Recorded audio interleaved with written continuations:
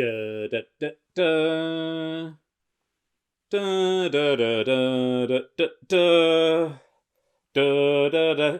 Masterminds, sign up. Go to, I'll make sure I get this right, info@wineshow.com. Tomorrow night, that is Thursday, at 7 p.m. British summertime, adjust for GMT, and I'm the question master. This is my proudest possession, pretty much. My celebrity mastermind champion trophy. Just don't ask me about Jane Eyre. Anything else, I'm really proud of that. So we'll be getting them out tomorrow. Lots of questions. You don't have to be a wine expert to answer them. It's possibly a bit of a help if you're not necessarily. Before I start on these amazing wines, today's charity, I want you to go and do this. It's a charity very close to my heart. Crest 2020. You want to go to www, remember people used to pronounce it like that, www.crest2020.com. crest2020.com, or go to @crest2020 on Twitter. Through the medium of Cress, you will capture the humour, confusion, tragedy, joy, wonder, charity, or any other aspects of the bizarre situation we found ourselves in. Produce something that you feel fully reflects this time. What happens? You get sent cress seeds. You grow the cress seeds creatively and you donate to NHS charities together. I won't do the rules because they are described as complicated, illogical and cruel. Go and visit the website, read it. It's a very funny website. The judges, now we're going to raise lots of money for NHS together. They're giving £1 million a day to the NHS to be able to do more. The judges include Minnie Driver, actress, brilliant actress. Hello, Minnie, if you're watching. Nice to see you. The writer Danny Wallace. Hello, Danny. Very funny. The guitarist Perry Ap Gwyneth. Hello, Perry. Guitarist for loads of amazing bands. I know his music very well. And me. For some reason, I'm a judge on that with that sort of lineup. Right, the wines for today. Let's get stuck into some booze. Alvarinho. I'm going to start straight away. All come from Tim McLaughlin. I never get your name right, Tim. Tim McLaughlin Green. Sommelier's Choice.co.uk. Now, Tim, I just call him Tim, so I always forget his surname, who's worked for Anton Mosselman at Mosselman, Simon Hopkinson at Bibendum Restaurant, Alan Ducasse, and opened Che Restaurant and Bar with Hannah Farsi. Hani Farsi. It's hand-picked boutique wines. All today's wines come from Portugal, and Tim has a real specialism in Portugal. And we're starting off Santiago Alvarinho. This is Quinta de Santiago Alvarinho. If you've had Alvarinho, this is Alvarinho. It's a Vinho Verde. Kind of forget what you thought about Vinho Verde because it's almost certainly wrong. I'm a huge fan of Vinho Verde. If you like fresh, fragrant, bright wines, get yourself into some Portuguese Alvarinho. This has got a really lovely story. I want to make sure I get this right. Grandma Mariazinha, in 2009, it's a sort of farm that did lots of bits, and she decided that the family's name and heritage was going to go to making really great wines. And they've done that, 3 generations of the family. And so they started this boutique winery. Now, clearly, Grandma Mariazinha was quite a tough cookie. Because she sort of just made it happen, which is brilliant, but she sort of bludgeoned it through. Today we got Joana and Arcelinha, and Joana is the real face of the winery. She's the one who sort of captures the spirit of it, and it's all about making wines in the Minho, from Alvarinho particularly, and in this area of Vinho Verde. Let's have a quick try. Oh, this is scrumptious. It's mouthwatering, juicy, but really fresh and fragrant.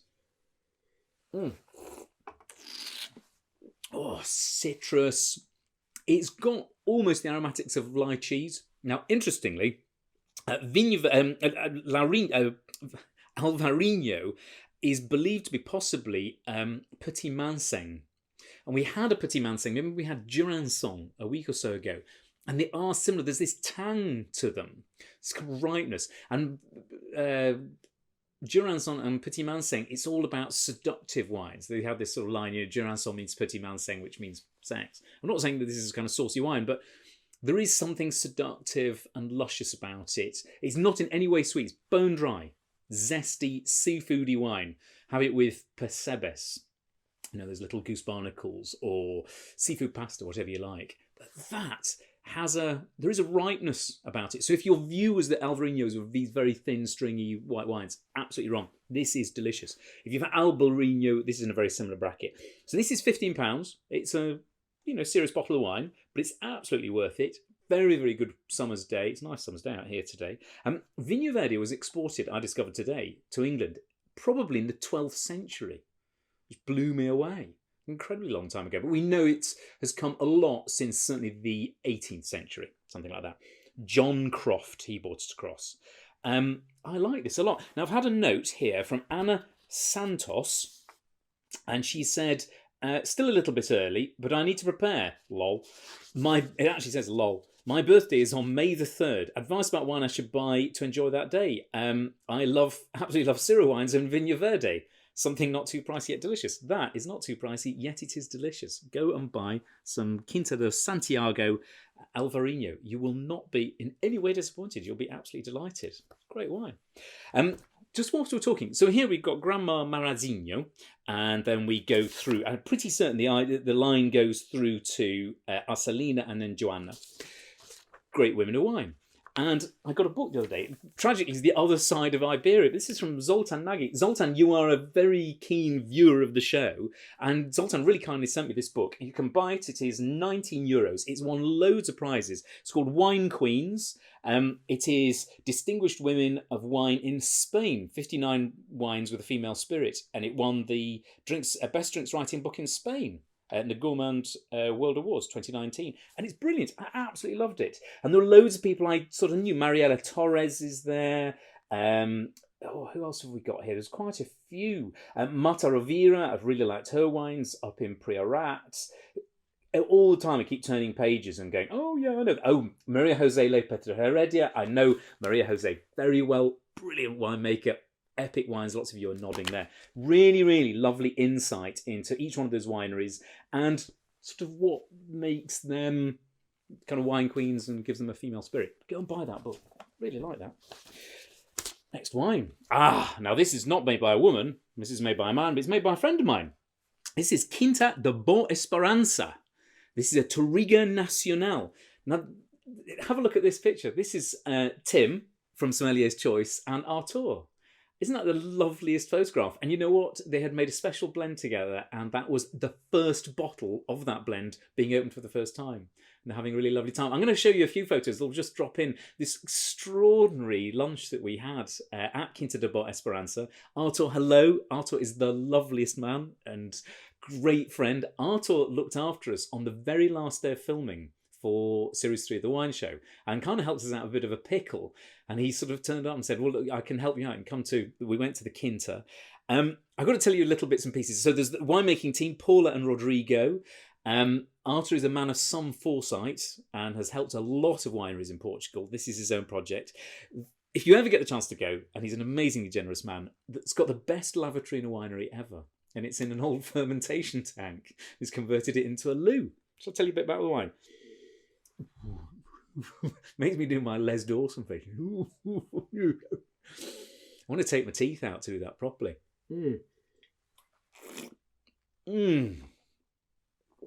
Rich, dark berries, cinnamon, allspice. It's quite a spicy Touriga Nacional.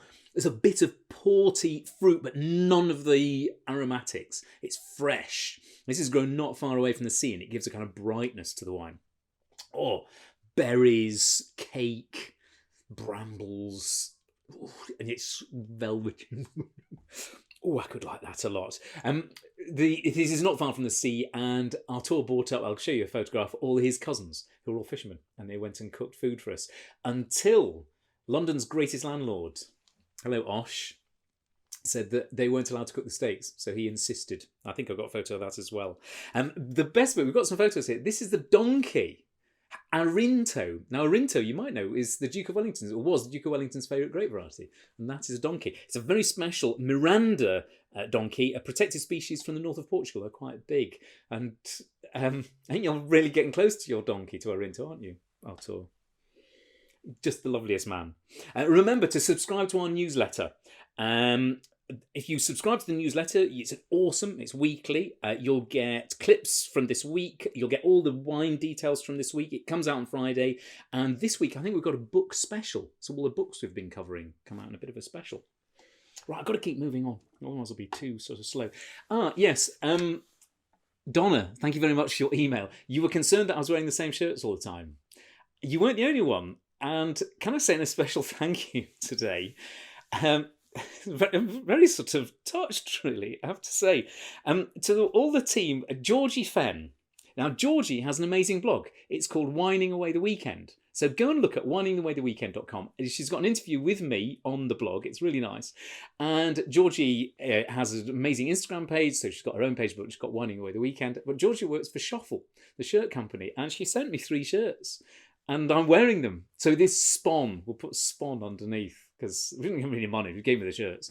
So I am delighted to wear these shirts. They will be appearing in any future series of The Wine Show because I like them very much. It's me. It's got a check on it. So keep looking out. Next 3 shirts will all be from Schoffel. And I've also got one of those gilets, but it's a bit too warm for a gilet today. In the winter, we'll wear the gilet. Right. Quinta do Gradil. You'll like this.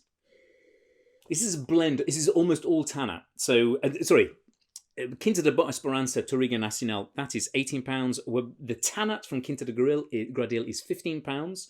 All from sommeliers.choice.co.uk. There's a little bit of Touriga Nacional in this, but it's mostly Tannat. This is darker, moodier, more seductive. It's more tannic as well. And Tannat is quite tannic. And there's a slightly metallic grip to it. We went, the very last place we filmed that was Quinta do Gradil. And we discovered that we had to leave Portugal very, very quickly, almost straight away, to get back to be able to avoid the lockdown. Otherwise, we'd still all be in Portugal. Thank you very much, everybody. Not least, we've got the team. There's Luis Vieira, who owns Quinta do Gradil. He's up there. He was getting mic'd up to go and do his little interview. There's the team Antonio Ventura, who was happy to be on camera, but also Vera Moreira, who was not. And so we don't have photographs of Vera. But Antonio went and showed us around the wine. He's there with his big circular, spherical fermentation vat. It's fascinating learning all about the Coriolis effect in it, how it's slightly different from egg-shaped vessels. But also kind of a big shout out to Chef Sophia. And she does the meanest oxtail. This will be so delicious with oxtail. And Chef Sophie, you do the best oxtail I think I've ever had in my life. It's absolutely glorious. And then we came out from lunch and we realised we'd lost the car keys. And all my clothes were in them. And you may spot there's a little bit in Series 3 which it slightly doesn't knit together because all my clothes, Flo, were locked in the car. I know it wasn't your fault, Flo, but it was all a bit panicky. Quinta de Gradil was owned by the Marquis de Pombal.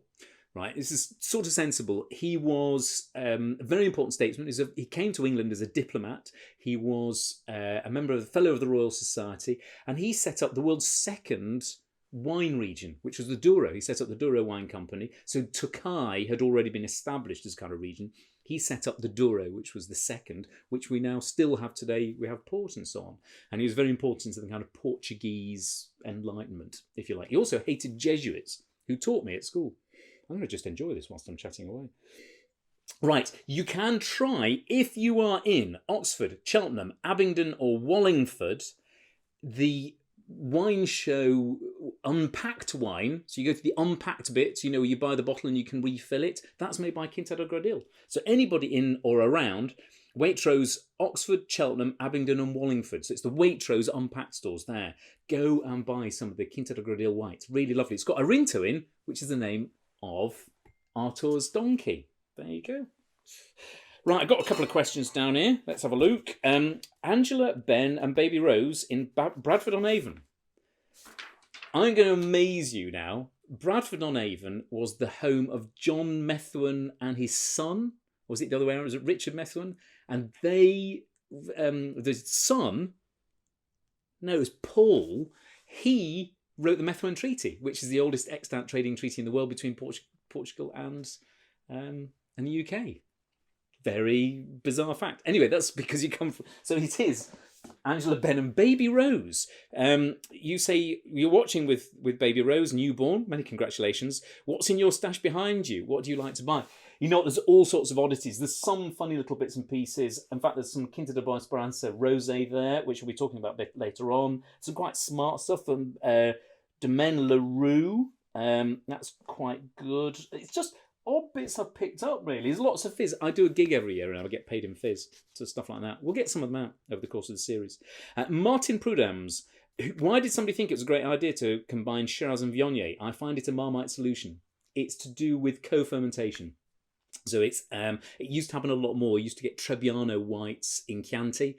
And it's to do with fixing the colour. I can't remember exactly the science behind it. It was when I was doing my MW years ago. But you get these colourless flavonoids in white grapes that fix the colour, the anthocyanins in reds. So you would otherwise get paler wines historically. Rioja used to do it. Chianti used to do it.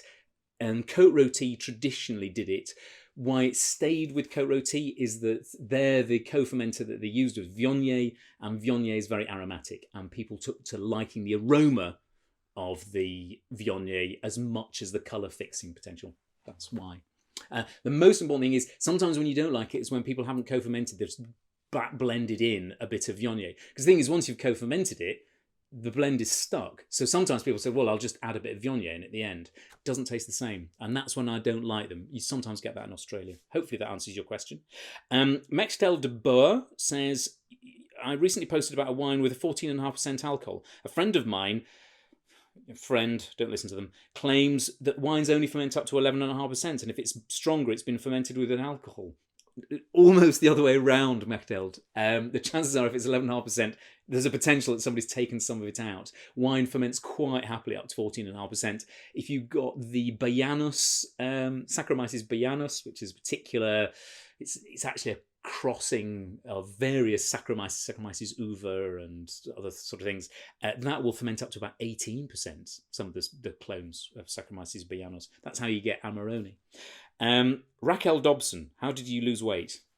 I ate less and ran more. Literally, that is it. I ate healthily, not less. I didn't sort of starve myself. I ate healthily, slightly reduced calories, but not going mad. I'm not getting into that controversy after earlier on this week, BBC Horizon. But no, I just kind of ran more and ate less and did it over about 7 months.